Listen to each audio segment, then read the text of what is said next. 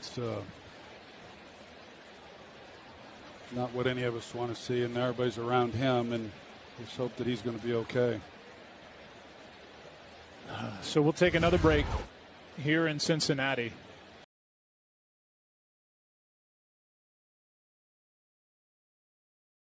Whoa, I have never in my life seen anything like that in a live game before.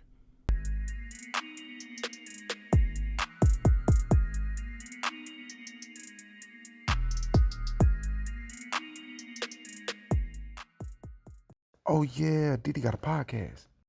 Man, welcome back to another episode of the Ruling Class Podcast. And of course, I'm your host, Diddy, back up in this witch. What another video. And if you're new to the show, I just ask that you subscribe to the channel. I ask that everybody like this video for the YouTube algorithm. Please comment on this video, share this video. It really helps the channel grow. Now, without further ado, I won't waste too much of your time. I'd like to start the show off by sending my prayers to Damar Hamlin and his family. There was a situation, for those of you who don't know, that happened yesterday during Monday Night Football. I believe it was the Bengals and the Bills were playing a game, and in the middle of a game, one of the players by the name of Damar Hamlin just up and collapsed after making impact with another player. So before I even get into that, let's take a look at the clip. It's not what any of us want to see, and everybody's around him, and let's hope that he's going to be okay. So we'll take another break here in Cincinnati.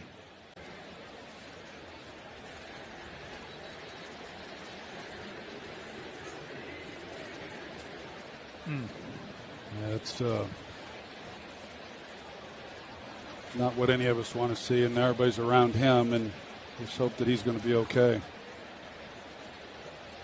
So we'll take another break here in Cincinnati. Now, as we saw there, we got to watch the clip from a couple of different angles.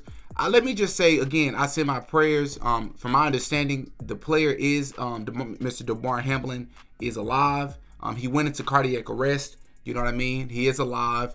He is doing much better at this point. But up until this point, I don't think we've ever seen anything like that happen in live football or basketball. I'm not sure if we've seen it in basketball on a professional level either, but for sure in a football game before. One of the first things I want to say about this situation, though, is for us to be a little bit more sensitive, right? For those of you out there who are into conspiracy theories, and me being who I am, somebody who's covered what a lot of people would consider as conspiracy theories, I take pride in a lot of that stuff because I do believe that this world is wicked, and I do believe a lot of things are happening in this world that a lot of people like to scoop under the rug and call a conspiracy theory so people can dismiss it, right? But when you have a situation like this and you don't have any evidence, and when you like to just say things like this is related to a person being vaccinated, or you want to blame it on Fauci, things of that sort, I don't appreciate it, because when you just blatantly say things like that, it takes away from the credibility of people such as myself and a lot of other people out there who like to quote unquote expose things, right? Because you don't come off as credible, and it makes people not want to believe anything you say. Now, a lot of you all may not know what I'm talking about, but a lot of people out there have said that the reason why he collapsed the way that he collapsed was due to something related to the vaccine, right? I don't want to say that word because I don't want to be flagged on this video, but that's what they were saying, right? So I want to say to be a little bit more sensitive and respectful and considerate of this man and his family, because if he was just to collapse, just walking down the field or something with no impact, that's different. But this was following an impact that he made with another football player. And not only that, but you had a doctor who actually covered more than likely what exactly happened to this football player after he made impact. So let's take a listen. This is almost certainly something called commotio cordis, an extremely rare condition that's one of those things that we typically only think we're going to read about in textbooks. Essentially what can happen is if you have a blunt trauma to the chest that occurs at exactly the right time in the cardiac electrical cycle, your heart can be sent into cardiac arrest. As Hamlin comes in here, we can see this square hit to the front of his chest. We see him get back up momentarily before ultimately collapsing back down to the ground and requiring CPR on the field. This is a tracing of our heart's electrical activity. Basically, this is one cycle of the heart squeezing. Starts off with this P wave, which is the electrical activity of the atrium at the top of the heart squeezing, then the QRS complex, which is going to be the ventricles acting, but then the last phase is this T wave, where the ventricle basically depolarizes and kind of resets to get ready for the next cycle. For commotio cordis to happen, you have to suffer this blunt trauma to the chest at exactly the right moment, specifically on this upstroke of the T wave, in order for the heart to then be sent into this arrhythmia and subsequent cardiac arrest.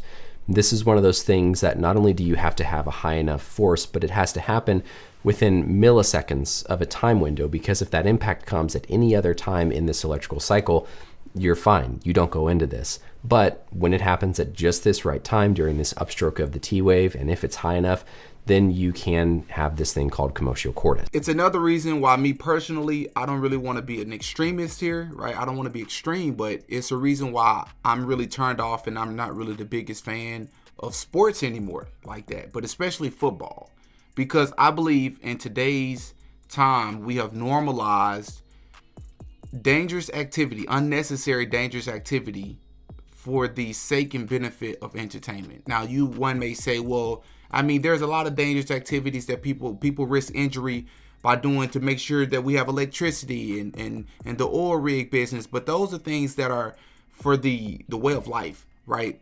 We're talking about sports and entertainment. Now, yes, it's a way that a lot of people feed their families, but there's way more people who play sports and don't get paid for it than there is those that get paid for it, right? And I believe football is one of those sports, not just CTE. And if you don't know what CTE is, it's one of the traumatic brain diseases or injuries that a lot of football players and boxers face due to traumatic blows and, contact over and over and over consistently over the years of playing this sport, which is consistent of before they even became professionals, right? And I just think we've normalized it, and we're willing to look past it for the sake of winning games and the culture and the tradition and things of that sort. And I know that what just happened to Damar is really rare, right? But it's still a turnoff, right? As the doctor kind of talked about, it's a rare case of it just has to align perfectly. But for me, it's when I'm watching these things, it's just I don't find the same interest in it anymore. Now, when I say things like conspiracy theories, I made a video a few months ago about the open secret about sports. And in that video, I talked about how I believe that sports is a distraction, and it was designed to be a distraction to take away attention from the Most High God Almighty. And I 100% believe that. And I think it's right there in our face. It's super blatant, not just at the times of the year, right? But just the way that they put sports together, and not just for the athletes, but for the fans, where it keeps us entertained all year long. You see what I'm saying? But without me digressing, another thing that I believe that sports does is that it takes away our ability to have humanity for one another, right? It takes away our ability to empathize and sympathize with one another. So, for example, you have a person such as Skip Bayless, right? And a lot of you out there should know who Skip Bayless is. He's a prominent sports commentator, on a show currently on Undisputed, but he's notorious for being on a show many years ago with Stephen A. Smith. Another person that I've had a problem with for many different reasons, especially when it comes to Kyrie Irving. These sports commentators get on television and they, I think time and time again, demonstrate the humanity that's taken away when things are all about shock value. When you're more concerned about the sport itself, when you're more concerned about statistics, you're more concerned about winning the football game or winning the basketball game than paying attention to a person's humanity, right? Skip Bayless, for those of you who don't know, who went on Twitter, and he's under fire. And I mean like immense fire. So much, in fact, that he had to issue an apology, which he almost never does, because he decided to go on Twitter. And he said, I've seen so many horrific injuries suffered on football fields, yet never have I seen a reaction like this. In every other situation I witnessed or covered, the game always went on fairly quickly. The attitude was, hey, that's football. For these players, this was different. No doubt the NFL is considering postponing the rest of this game. But how? This late in the season, a game of this magnitude is crucial to the regular season outcome, which suddenly seems so irrelevant. Are you kidding me?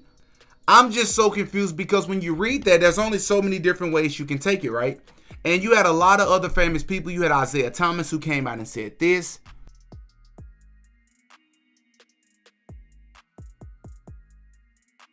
You had a former contemporary who's been working with Skip Bayless for years, who's known Skip Bayless for years, who went on the national platform of Twitter And even said this about Skip Bayless.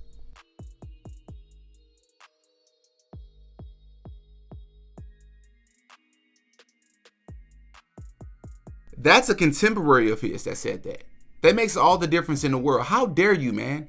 Is it really that important? And if you say, well, maybe he didn't mean it as bad as he did. No, this is my problem. And this is, I think, what the point of this video is, for us to have more compassion and humanity and empathy and sympathy for one another in situations like this. This isn't about sports anymore. This isn't about winning a football game anymore, man. This is about a person's life. This is about a person's health, right? And then you go on a national platform and saying something like that, I just don't understand it, right? And this is a person who has had a history of doing things like this, right? That being Skip Bayless, who has normalized, I think we as a society has normalized calling people out of their names, criticizing them, and dehumanizing these athletes for our self-satisfaction, right? Because we just want to see a game. We want to see a football game. We want to see them throw a football. We want to see them shoot a basketball, and it takes away from them. Skip Bayless calling, for example, somebody like a Russell Westbrook LeBrick, right? Playing with a person's last name, or I'm sorry, calling LeBron James LeBrick, calling Russell Westbrook Westbrick. Got so bad, in fact, that his wife, Russell Westbrook's wife, has come out, right? And even said something herself, like, quit playing with my husband's last name. That's our legacy, right? This is real life for us. And you want to, if somebody have a bad game, okay, criticize them in the game. Criticize them for their play. But when you make it more personal, that's my problem. When you want to criticize this person's character because of the way that they performed on a football field or the way that they performed on the court, it's like certain players get different levels of treatment. Like a Kyrie Irving. It's like, it's not about sports anymore. It's like, it's personal with you all. And you all just attack people. And you take away from the human side of them and how you going on the national platform could be impacting their personal lives. Right? That's what's very important. And for somebody who's been doing it for years, that's my problem. It's like, you know better. Right? I know you know better. Right? So I just feel like this video was important because we have to remember that we are humans here. Right? And we have feelings and we have lives and we have families, we have loved ones. So y'all hop in the comment section and y'all give me y'all thoughts on this situation. Again, I send my prayers to Damar Hamlin and his family. I wish him a speedy recovery. We are praying for you, from one human being to the next. Until next time, peace. Oh yeah, Diddy got a podcast.